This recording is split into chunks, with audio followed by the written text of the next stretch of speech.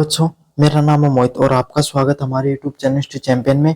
तो जैसा कि आप जानते हो, आपका जो थर्ड सेमेस्टर का जो एमडीसी का एग्जाम होने वाला है, basic of English grammar and composition का कौन सा पेपर होगा? Basic of English grammar and composition का जो पेपर होगा, उससे संबंधित जितने महत्वपूर्ण पेपर होने वाले पर्सन होने वाले सारे आपको वन शॉट रिवीजन करवाने वाला हूँ। ग्रामर का पेपर होगा तो ग्रामर के कॉन्सेप्ट भी आपको रिवीजन करवाऊंगा। ऐसे नोट्स ना तो आपको टेलीग्राम पर मिल रहे हैं कहीं पर, ना आपको कहीं पर कोई पीडीएफ मिल रही है, ना सीरीज मिल रही है। फ्री में आपको करवा रहा हूँ और आपसे कुछ नहीं मांग रहा, बस इतना कर रहा हूँ, सिर्फ चैनल को सब्सक्राइब कर दो भाई। अपने को 30,000 सब्सक्राइबर का टारगेट ले रखा है, ज्यादा नहीं, 3,000 सब्सक्राइबर ही कम है। एक एक बच्चा अगर आप इस वीडियो को देख रहे हो, चैनल को सब्सक्राइब कर दोगे तो अपना टारगेट अचीव हो जाएगा और आपके लिए भी फायदा है, क्योंकि एग्जाम से पहले की इंपॉर्टेंट क्लास डालता हूँ, लगभग नोट्स वहीं से निकल कर आते हैं। साथ के साथ कोने में जो व्यू प्रोडक्ट वाला ऑप्शन है, इस पे क्लिक करके अगर फ्लिपकार्ट और मित्रा से कोई प्रोडक्ट खरीदोगे, सबसे ज्यादा डिस्काउंट देखने को मिलेगा, तो जाओ और जाकर खरीद सकते हो। ये पीडीएफ आपको कहां पर मिलेगी? फ्री में हमारे टेलीग्राम चैनल पर मिलेगी। टेलीग्राम चैनल का लिंक डिस्क्रिप्शन में दे रखा, जाओ उस पर क्लिक। जैसे क्लिक करोगे इस प्रकार के टेलीग्राम चैनल पे पहुंच जाओगे। पहुंचने के बाद में ऊपर की तरफ हिस्ट्री चैंपियन लिखा होगा, यहाँ पर क्लिक करना है। यहाँ पर क्लिक करने के बाद में यहाँ पर फाइल वाला सेक्शन मिलेगा, इस फाइल वाले सेक्शन पे क्लिक करना है। कोने में सर्च वाला ऑप्शन होगा, यहाँ पर क्लिक करना है और सर्च कर लेना है basic of English grammar and composition. सिर्फ बेसिक सर्च कर लेना, ये पीडीएफ पड़ी होगी, इस पर क्लिक कर देना और फिर पढ़ लेना नोट्स को। चलिए शुरू करते हैं यूनिट नंबर फर्स्ट को, जहां पर आपको हिंदी से इंग्लिश में ट्रांसलेशन करना आता है सब्जेक्ट को। ठीक है, जैसे कि सबसे पहले आपको मैं कुछ उदाहरण दे देकर आपको बता देता हूं कि आपको किस तरीके से चेंज करना होता है ना। राम एक ईमानदार लड़का है, तो देखो सबसे पहले तो भाई आपको वोकेबुलरी का ज्ञान होना चाहिए। किसका? वोकेबुलरी का। अगर आपको वोकेबुलरी का ज्ञान है तो आप आराम से कर सकते हो। पहला पर्सन, जैसे राम एक ईमानदार लड़का है, तो अगर आपको ईमानदार की वोकेबुलरी नहीं आती तो आप कैसे करोगे? सबको पता भाई ईमानदारी की क्या होती है? ऑनेस्टी, है ना। तो सबसे पहले कोई भी इंग्लिश से हिंदी में कोई सेंटेंस लिखा जाता है तो उसका एक पैटर्न होता है। क्या होता है? सबसे पहले सब्जेक्ट लिखी जाती है, फिर वर्ब लिखी जाती है और फिर क्या लिखा जाता है? ऑब्जेक्ट और प्लस कॉम्प्लीमेंट। तो ये कुछ लिखने का बेसिक स्ट्रक्चर होता है। सबसे पहले सब्जेक्ट लिखो, फिर वर्ब लिखो, उसमें आपके सामने हेल्पिंग और मेन वर्ब दोनों आती है, फिर ऑब्जेक्ट और प्लस कॉम्प्लीमेंट लिखा जाता है। तो यहाँ पर क्या है? राम इसका सब्जेक्ट है ना। ईमानदार, तो राम एक ईमानदार लड़का है, तो ये प्रेजेंट सिंपल एक साधारण सेंटेंस है, तो प्रेजेंट सिंपल टेंस में होगा तो किसका प्रयोग करेंगे? इज का प्रयोग करेंगे। अब कहोगे सर इज एम आर तो आपके सामने किस में आते हैं? प्रेजेंट कंटीन्यूअस में आते हैं, लेकिन सिंपल में भी उनका प्रयोग किया जाता है सिंगुलर को दिखाने के लिए। Ram is an honest boy, क्या बनेगी इसकी? Ram is an honest boy. जो मैं आपको बता रहा हूं इनको अच्छे से देख लेना। हिंदी में सब्जेक्ट ऑब्जेक्ट प्लस वर्ब आता है। क्या आता है? सब्जेक्ट आता है, फिर ऑब्जेक्ट आता है। क्या आता है? देखो, और फिर आपके सामने वर्ब आती है। लेकिन इंग्लिश में सब्जेक्ट वर्ब ऑब्जेक्ट का पूरा फॉर्मूला चलता है। राम आम खाता है, राम ईट्स मैंगो। देखो क्या हो गई? ईट्स मतलब खाना, है ना। राम सिंगुलर है, इसलिए कौन सी वर्ब की जा रही है? सिंगुलर वर्ब का ईट का प्रयोग होगा। वह खेल रहा है, ही इज प्लेइंग। मैंने किताब पढ़ी, आई रीड द बुक। कुछ उदाहरण है, ये आपको बता रहा हूं, ये आपको खुद से कर लोगे, मुझे पता है। मेरे पास बुक है, I have a book. Have का प्रयोग आपके सामने आई के लिए सापेक्ष में किया गया, सिंगुलर को दिखाने के लिए। पूर्व से सूरज निकलता है, the sunrises in the east. क्या होता है? The sunrises in the east. तो ये आपके सामने यहाँ पे प्रेजेंट सिंपल टेंस का प्रयोग होगा, क्योंकि आपको पता है ये एक यूनिवर्सल ट्रूथ है, सार्वभौमिक सत्य है, उसके लिए हमेशा वही प्रयोग होता है, the sunrises in the east. अब आपके सामने सबसे पहले इंपॉर्टेंट अपन यूज करेंगे किसका? चलिए, इंग्लिश टू हिंदी के जो भी पर्सन है आप देख लेना भाई आपके हिसाब से, क्योंकि ये तो आप खुद को ही करना पड़ेगा, इसमें कुछ सीखने वाला भी नहीं होता, आपको बेसिक ज्ञान होना चाहिए। आर्टिकल देखेंगे, ये मैं आपको पढ़ा सकता हूं। आपको जो टॉपिक है, दो प्रकार के आर्टिकल होते हैं, इंडेफिनेट और डेफिनेट आर्टिकल। इंडेफिनेट आर्टिकल अनिश्चित हद होते हैं और डेफिनेट मतलब निश्चित। तो आपको पता चल रहा होगा, अनिश्चित मतलब कोई भी चीज, कोई भी सेंटेंस जिसके अंदर आपको पढ़कर यह पता नहीं चले कि किसके बारे में बात हो रही है, तो किसका प्रयोग किया जाता है? ए और एन का प्रयोग किया जाता है। और जिसको सेंटेंस को पढ़कर आपको ये पता चले कि किस चीज डेफिनेट चीज का, आपको ये पता चल जाए किस चीज के बारे में बात हो रही है, वहां पर किसका प्रयोग होता है? द का प्रयोग होता है। समझ में आ गया आपको अच्छे से? चलिए, इनडेफिनेट आर्टिकल की बात करें तो ए का प्रयोग आप सबको पता है कॉन्सोनेंट साउंड से पहले यूज होता है। किससे पहले? कॉन्सोनेंट साउंड से पहले यूज होता है। कॉन्सोनेंट कौन से होते हैं आपके सामने? जितने ए से लेकर जेड तक। लेकिन ये कॉन्सेप्ट फेल हो जाता है। आपको हमेशा कोई भी सेंटेंस की हिंदी बनानी है। क्या बनानी? हिंदी बनानी है ना। तो जैसे कि यहां पर होता है ईयर, क्या शब्द है? ईयर, YEAR, ईयर शब्द है। ईयर में तो कॉन्सोनेंट के हिसाब से तो यहां पर ए लगना चाहिए था, क्योंकि वाई से शुरू हो रहा है, पहले शब्द को देखना होता है तो कॉन्सोनेंट है भाई, ए लगना चाहिए, लेकिन नहीं लगता है। क्या लगता है? एन लगता है। क्यों लगता है? क्योंकि इसको जब अपन हिंदी बनाते हैं, इसका हिंदी रूपांतरण करते हैं तो ईयर बनता है। ईयर क्या है? यहाँ पर सवर है।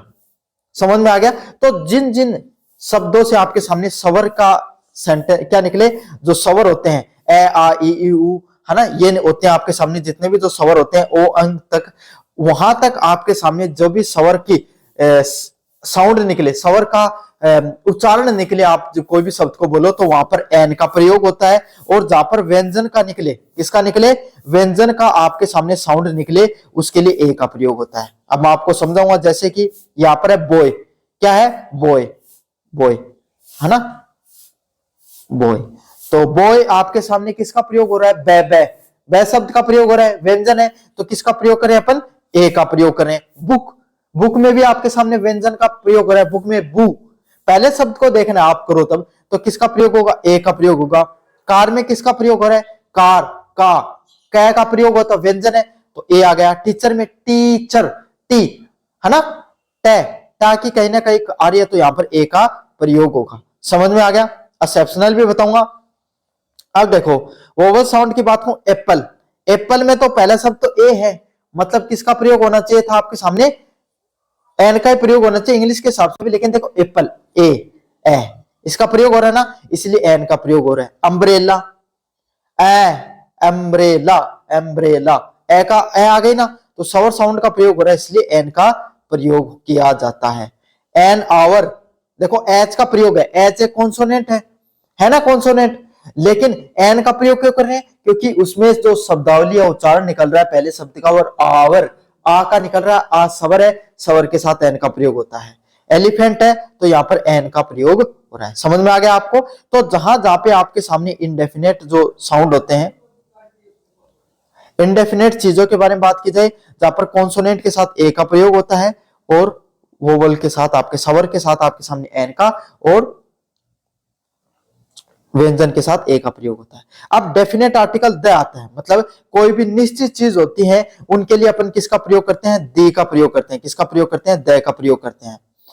when the noun is specific or noun is known to the listener or the reader, मतलब अगर आप नाउन है उसके बारे में आप जानते हो, स्पेसिफिक होता है लिसनर के लिए, उसके लिए डेफिनेट आर्टिकल द का प्रयोग करते हैं। जैसे कि द सन, सन फिक्स है, एक है सूरज, है ना, मून उसको भी जानते हैं, ताजमहल, है ना, इस प्रकार के सेंटेंस, मतलब उस चीज के बारे में बात की जाए जिसके बारे में अपन जानते हैं। या दो सेंटेंस दे रखे हो, पहले एक कोई चीज के बारे में बात कर दी जाए, दूसरे सेंटेंस में उसको डिस्क्राइब कर दिया जाए, तो भी आपके सामने द का ही प्रयोग करेंगे उस आर्टिकल के, क्योंकि पहले अपन को पता है किस चीज के बारे में बात कर रहे हैं।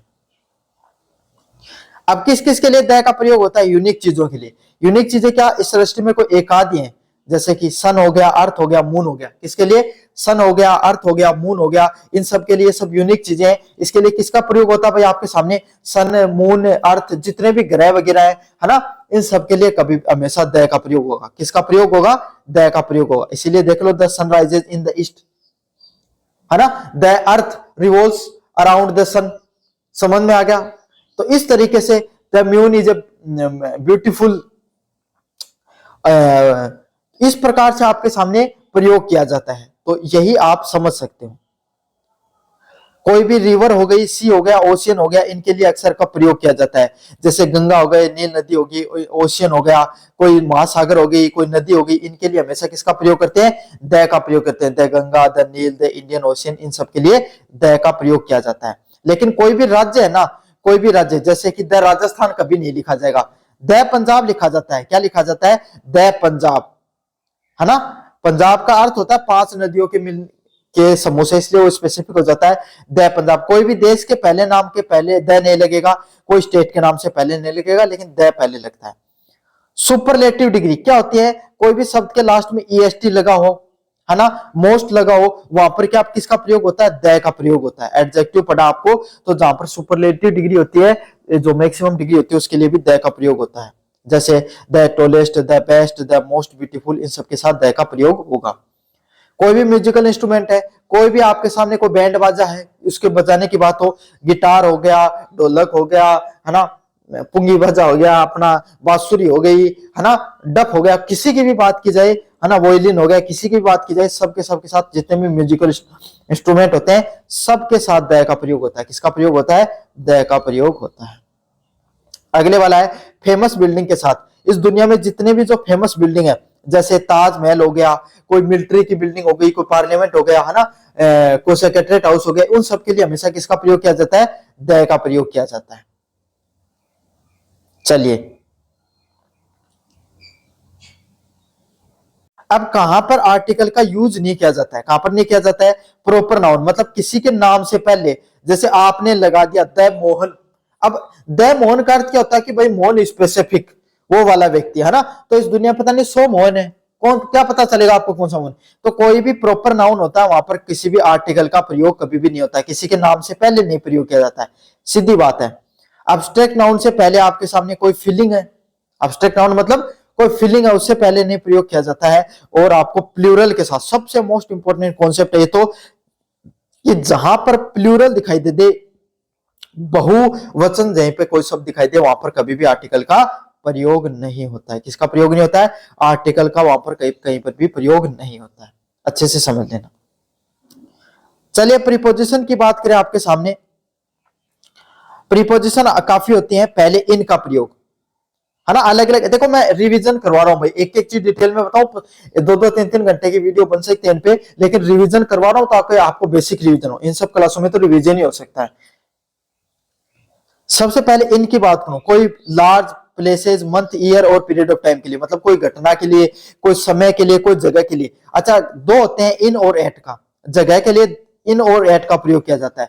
तो जैसे कोई देश हो गया, है ना, कोई महाद्वीप हो गया, है ना, कोई बड़ा शहर हो गया, उसके लिए तो इनका प्रयोग करेंगे। और कोई छोटा शहर हो गया, कोई छोटी जगह हो गई, आपका कोई गांव छोटा, जैसे जयपुर है ना, तो उसके लिए तो इनका प्रयोग करेंगे, आपके गांव के लिए एट का प्रयोग करेंगे। सीधा कॉन्सेप्ट है, समझ में आ गया?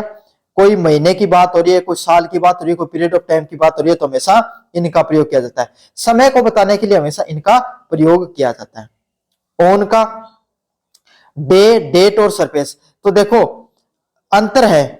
महीने का जो इन हमेशा बड़ी चीजों की बात करेगा, जैसे महीना बड़ा है, साल बड़ा है, तो इनके लिए किसका प्रयोग किया जाता है? इनका। अब क्या होते हैं? डे, कौन सा दिन? Sunday, Monday, Tuesday, Wednesday, Friday, Saturday, Sunday. Day के लिए किसका? ओन का प्रयोग। और डेट के लिए आज कौन सी, 13 तारीख, 11 तारीख, 12 तारीख, उसके लिए ओन का प्रयोग। समझ में आ गया? तो इनका प्रयोग आपके सामने महीने के लिए और साल के लिए, ओन का प्रयोग आपके सामने दिन के लिए और आपके सामने कोई भी जगह होती है उसके लिए। एट का प्रयोग कोई स्पेसिफिक टाइम बताने के लिए, स्पेसिफिक टाइम मतलब 5 बज गए, 6 बज गए, 12 बज गए, 11 बज गए, कोई स्पेसिफिक जगह बताने के लिए, छोटी जगह बताने के लिए एट का प्रयोग किया जाता है। जैसे कि at 5 PM, at school, at the station, इन सब के लिए किसका प्रयोग करते हैं? अपन एट का प्रयोग करते हैं। चलिए बाय की बात करें, यूज फॉर अर्जेंट और मेथड, किसके लिए? आपके सामने कोई भी अर्जेंट चीज के लिए प्रयोग में लेते हैं। जैसे the novel was written by Shakespeare, तो किसी चीज के लिए एजेंट मतलब अर्जेंट बता देते, एजेंट मतलब किसी के द्वारा, है ना। The homework done by my friend, मेरे दोस्त के द्वारा। तो जहां पर के द्वारा का अर्थ निकल में आ जाए वहां पर बाय का प्रयोग करते हैं। किसका प्रयोग करते हैं? बाय का प्रयोग करते हैं मुख्यतः। विद का, कोई भी दो चीजों को जोड़ने के लिए, हाँ, साथ को दिखाने के लिए विद का प्रयोग होता है। जैसे के लिए with my friend cut with the she is talking with her teacher, तो वो अपनी टीचर के साथ बात कर रहा है, तो दो लोगों का कनेक्शन है, वो और उनकी टीचर, उन दोनों के बीच में बातचीत हो रही है। फॉर का प्रयोग indicate the purpose of benefit, मतलब कोई भी चीज के लिए हो रही है उसके लिए फॉर का प्रयोग किया जाता है। फ्रॉम का प्रयोग कहां पे किया जाता है? स्टार्टिंग से लेकर ओरिजिन तक, ओरिजिन या स्टार्टिंग पॉइंट के लिए। ही कम फ्रॉम दिल्ली, वो कहां से आ रहा है? दिल्ली से आ रहा है। समझ में आ गया? इंग्लिश मीडियम के हो तो इंग्लिश नॉर्मली कर दोगे, वरना थोड़ा प्रॉब्लम हो सकती है। कुछ इंपॉर्टेंट फ्रेजल वर्ब होते हैं, जैसे afraid of, fond of, interesting in, good at, proud of, ये फिक्स प्रीपोजिशन होती है, इनका ऐसा कैसा प्रयोग किया जाता है। यूनिट नंबर 2 की बात करें, जहां पर कोई भी सेंटेंस के पैटर्न्स को कैसे प्रयोग किया जाता है, तो सबसे पहले आपके सामने एक सेंटेंस होता है जिसके अंदर आपके सामने सारे की सारी चीजें, सब्जेक्ट वर्ब एग्रीमेंट सब कुछ आ जाता है। सब्जेक्ट आता है, वर्ब आता है, ऑब्जेक्ट आता है, कॉम्प्लीमेंट, सबकी सब चीजें आती हैं, है ना। देखो दो चीजें होते हैं, कौन कौन से एलिमेंट होते हैं कोई भी एक सेंटेंस के अंदर। सबसे पहले आता है सब्जेक्ट। सब्जेक्ट किसकी बात करता है? कोई भी इंसान की बात करे, कोई जगह, कोई चीज और कोई आइडिया की बात करेगा। समझ में आ गया। और इसकी ट्रिक बताऊं, जो कोई भी सेंटेंस होता है इंग्लिश में, वो शुरू ही किससे होता है? सब्जेक्ट से होता है। तो अगर आपको आइडिया नहीं लगे, कोई भी सेंटेंस की जो शुरुआत होती है ना, वो हमेशा किससे होती है? सब्जेक्ट से ही होती है। तो आपको इस चीज का हमेशा ध्यान रखना है। जैसे राम प्लेज क्रिकेट, तो यहां पर जो पहला सेंटेंस है राम, वैसे तो कोई भी पर्सन की, कोई व्यक्ति, आपको ना देखो ये ट्रिक उन्हीं बच्चों के लिए जिनको बिल्कुल ग्रामर का ज्ञान नहीं है। समझ में आ गया। ये कोई फिक्स ट्रिक नहीं है, लेकिन मुख्यतः होती है ना। पास करवाने का देखो जुगाड़ तो ऐसे ही होते हैं। बाकी अगर आपको ग्रामर का ज्ञान है तो आपको तो बताने की जरूरत नहीं है। लेकिन अगर आप टेक्निकल जाओ तो पर्सन, कोई भी व्यक्ति की बात हो, कोई जगह की, कोई वस्तु की, कोई प्लेटफॉर्म एक्शन की बात हो रही होगी, प्लेटफॉर्म तैयार कर रहा होगा कोई भी एक्शन काम करने के लिए, वो सब्जेक्ट होता है। और मेल इन किमिन नहीं आओ तो सीधो सीधो जो कोई भी सेंटेंस दे रखो ना, वो पहलो शब्द, पहलो वर्ड कुछ भी दे रखो, चिपकाए सब्जेक्ट ही मिलेगा था, बात खत्म। समझ में आ गया। यही ट्रिक आपके लिए काम करेगी at the end of the day. आप कितने इंटेलिजेंट हो मुझे तो पता ही है। अगले verb. Verb shows action of state और बीइंग। वर्ब क्या दिखाती है? वर्ब दिखाती है कि कोई भी इंसान कोई कार्य कर रहा है। वैसे तो वर्ब आपको भी पता चल जाएगी, वर्ब दो प्रकार की होती है, एक तो मेन वर्ब और एक हेल्पिंग वर्ब। समझ में आ गया। Helping verb is MR was verb, वो हेल्पिंग वर्ब होती है। यहाँ पर देखो प्लेज लिख रखा है, तो इस प्रकार की वर्ब आपको देखने को मिलेंगी। कोई भी क्रिया, कोई भी काम हो रहा है, राम क्या कर रहा है? खेल रहा है। जहां पर क्या का आपके सामने अर्थ निकाल पाओ वो देखने को मिले, और न निकाल पाओ तो सीधी सीधी बात बताऊं, पहला सेंटेंस आज दिखे आपको, है ना, वो सब्जेक्ट होगा। उसके आगे, सब्जेक्ट के आगे जो भी दिखाई दे वो वर्ब होगी। सीधी सीधी बात है। क्या क्या दिखेगा आपको सामने? एस लास्ट में जिसके दिख जाए, ईएस जिसका आप लास्ट में आपको दिख जाए, ईडी आपको लास्ट में जिसके दिख जाए, वो वर्ब होती है चिपका कर आ जाना। समझ में आ गया। सिंपल कोई शब्द हो सब्जेक्ट के आगे और उसमें अगर ये तीन चीजें भी दिख जाए तो भी आप समझ लेना वो वर्ब होगी, करके आ जाना। सीधी ट्रिक बता रहा हूं, ज्यादा लफड़े में पड़ने की जरूरत नहीं है आपको। पास होने से मतलब भाई आपको तो। Object. Object receive the action of the verb. कोई भी ऑब्जेक्ट क्या करता है? कोई भी एक्शन, वर्ब कोई भी एक्शन करिए उसको काम करवाने के लिए, उसको उस वर्ब को एक्शन करवाने में हेल्प करता है। समझ में आ गया। तो इतना लफड़े में आपको पढ़ना नहीं है। सीधी वर्ब के बाद में जो दिखाई दे वो क्या होगा? ऑब्जेक्ट होगा। जैसे यहां पर क्रिकेट क्या है? ऑब्जेक्ट है। जिन बच्चों को ग्रामर आती है उनको ये नियम नहीं लगाने हैं। जिनको बिल्कुल नहीं आती, जिन्होंने कभी इंग्लिश को पढ़ा ही नहीं, उनके लिए नियम है। समझ में आ गई। ज्यादा कोई इंग्लिश मीडियम का, ज्यादा कोई होशियार बच्चा है, वीडियो मत देखो, छोड़ के चले जाओ। समझ में आ गया। जिनको कुछ नहीं आता उन्हीं के लिए ये सब चीजें हैं। तो 5 प्रकार के सेंटेंस के पैटर्न आपको एग्जाम में देखने को मिल सकते हैं। पहला होगा सब्जेक्ट या वर्ब। क्या होगा? सिंपल। लेकिन ये सेंटेंस नहीं आएगा ऐसा। सब्जेक्ट कैसा आएगा मैं बता देता हूं। सब्जेक्ट वर्ब ये ऐसा सेंटेंस आपको देखने को मिलेगा जहां पर आपके सामने सारी चीजें हों। सी रीड ए बुक, तो यहां पर मैंने क्या बताया? हमेशा पहले शब्द को देख लेना, सब्जेक्ट मिलेगा सी। फिर क्या बताया मैंने आपको? दूसरा शब्द जहां पे एस लगाओ, ईएस लगाओ, वाच सिंपल ईडी वगैरह लगाओ, वो आपको वर्ब देखने को मिलेगी। लगा हुआ है क्या है? रीड्स क्या वर्ब है। उसके आगे मैंने क्या बताया? ऑब्जेक्ट। सिंपल सिंपल ऐसे सेंटेंस देखने को मिलेंगे। यहाँ पर राम सब्जेक्ट, ईट्स क्या है? वर्ब है, और मैंगोज क्या है आपके सामने। अब ये मैंगो को मत मार के आ जाना। यहाँ पर बोले सर मत, मुझे तो ईएस यहाँ पर दिखा। लास्ट में नहीं आती है वर्ब, बीच में आती है हमेशा। कहां पर आती है? बीच में आती है। ठीक है। मोस्टली आपके ऐसे सेंटेंस आएंगे। तो इस प्रकार के जो आपको सेंटेंस देखने को मिले आप करके आ जाना है।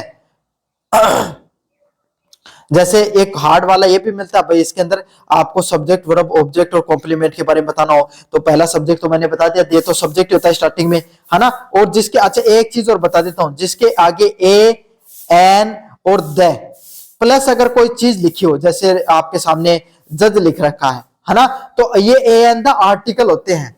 अब ये सब्जेक्ट नहीं होते, इनके साथ जो चीज आती है ना वो सारा का सारा मिलकर सब्जेक्ट बनाती है। तो जहां पर ए एन द दिख जाए और उनके साथ अगर कोई शब्द हो तो उन दोनों सारों को साथ लेना, तभी सब्जेक्ट बनेगा।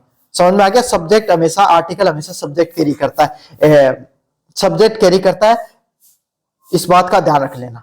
समझ में आ गया।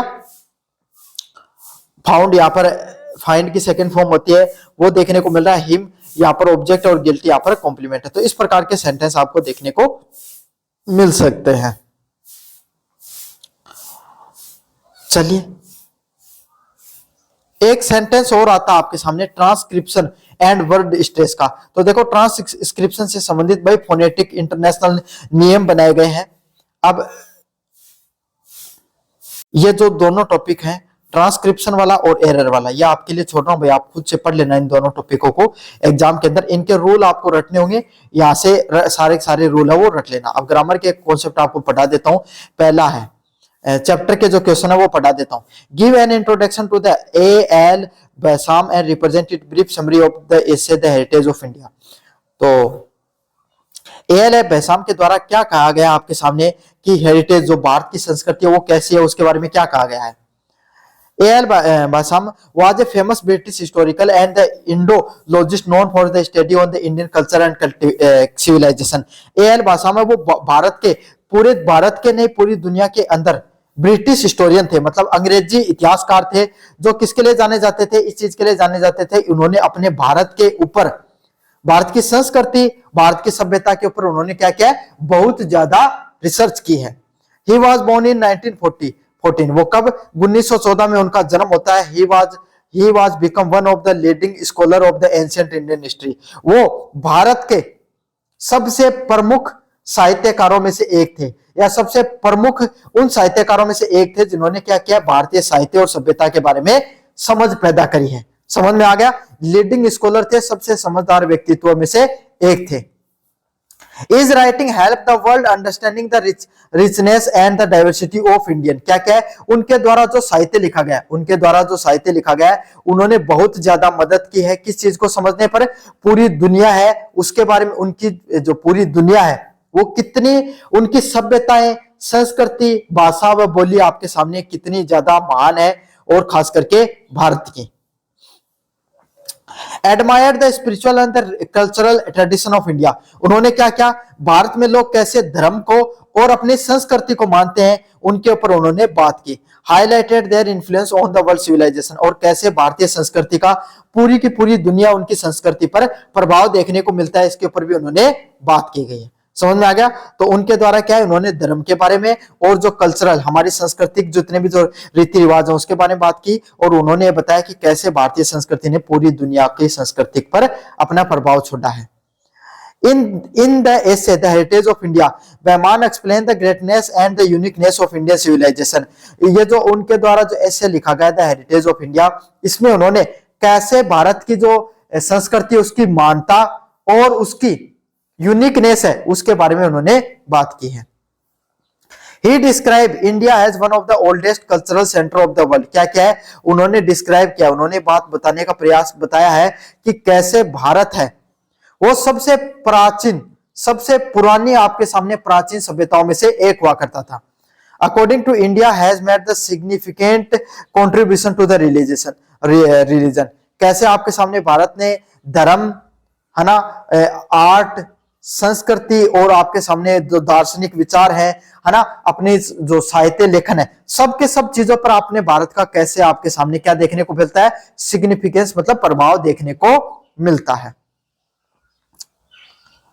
The country has always valued the tolerance, spirituality and the intellectual freedom, Bharat जैसे देश ने हमेशा क्या किया आपके सामने, सहन शक्ति, स्पिरिचुअल धार्मिक ज्ञान और इंटेलेक्चुअल फ्रीडम, मतलब इंटेलेक्चुअल फ्रीडम क्या होता है, बौद्धिक रूप से लोगों को यह चीज बताने का प्रयास किया है कि आपको सिर्फ एक विचारधारा को मानने की जरूरत नहीं, आप एक से अनेक विचारधारा, धर्म, सहन शक्ति जैसी चीजें वो सीख सकते हो।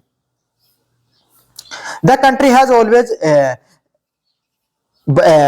also emphasized that Indian culture influenced many parts of Asia through the religion, idea and trade, भारतीय जो संस्कृति और साहित्य है वो सिर्फ भारत में नहीं बल्कि एशिया की बहुत सी ऐसी कंट्री है जहां पर भी देखने को मिलता है। भाई हमारा बुद्ध धर्म है, उसी का सारी पूरी दुनिया के अंदर प्रचार किया गया है। जैन और सिख धर्म जितने भी धर्म है अधिकतर धर्म भारत के अंदर ही बने हैं। मुस्लिम और आपके सामने जो ईसाई धर्म है, इन दो बड़े धर्मों के अलावा जो लगभग धर्म है वो भारत से ही ओरिजिनेट हुए हैं। The essay ultimately shows that India heritage is a combination of spiritual freedom, cultural diversity and the historical achievement. उन्होंने अपनी साहित्य के माध्यम से, उन्होंने अपनी जो कविता कहानी के माध्यम से उन्होंने बताया है कि स्पिरिचुअल विजडम कैसे हम अध्यात्म या धर्म के माध्यम से क्या कर सकते हैं, अपने आप को एक कदम ऊपर उठा सकते हैं।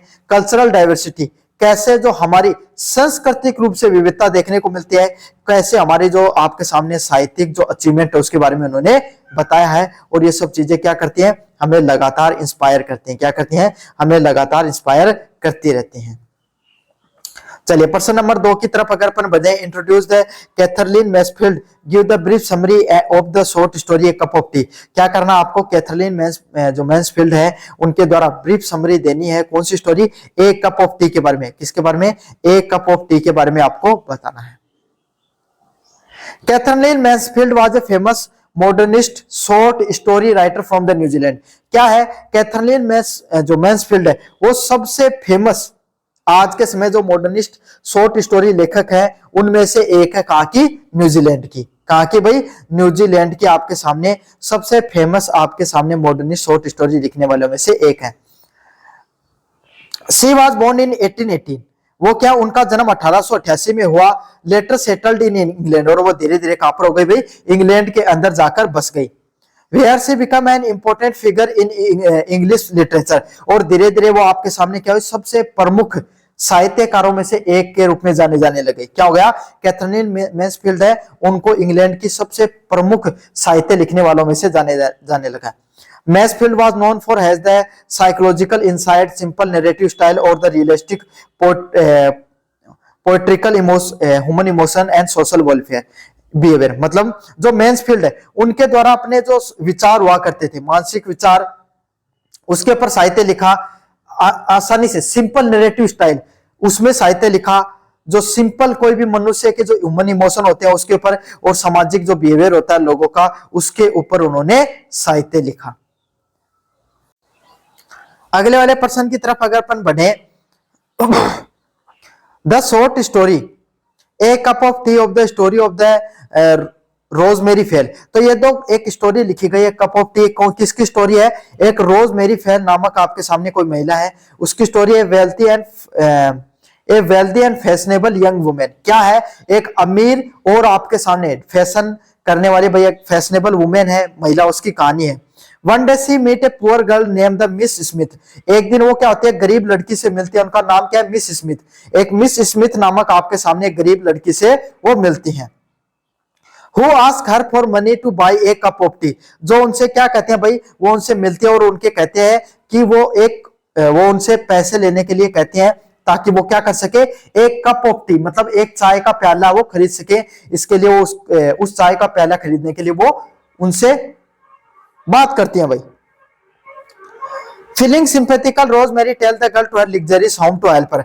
उसके बाद में ये जो रोजमेरी है वो आपके सामने वो गरीब लड़की के प्रति क्या दिखाती है, सिंपैथी, दया की भावना दिखाती है और उसे कहती है चलो तुम मेरे साथ मेरे घर के अंदर चलो। However, the Rosemary husband Phillips noticed the girl and admire her beauty। उस जो रोजमेरी का हस्बैंड है फिलिप्स, वो उस लड़की को देखता है और उसकी ब्यूटी है, उसकी जो खूबसूरती है उसको निहारता है और उसकी प्रशंसा करती है। रोजमेरी बिकम जेलस, और ये सब देखकर जो रोजमेरी है वो क्या हो जाती है, जेलस हो जाती है भाई, ईर्ष्यालु हो जाती है ना। ये तो खैर लड़कियों की भाई आम भावना होती है। हर जेनरसिटी सडन डिसअपीयर, और उसकी जो दयालुता की भावना वो धीरे धीरे गायब हो जाती है। She give the girl some money and send her to away। वो उस लड़की को कुछ पैसे देती है और फिर क्या कर देती है, उसको घर से जाने देती है। The story reveal the superficial nature of the charity among the rich and expose the hypocrisy. ये जो कहानी है ये आपके सामने लोगों की जो भावना होती है, जो अमीर लोग होते हैं, जो लोगों के प्रति सिंपैथी दया की भावना दिखाते हैं, वो किस तरीके से अमीर लोग हाइपोक्रेट रहते हैं। उनके मन मुताबिक कोई चीज सही हो तो वो मदद कर देंगे वरना नहीं करते हैं।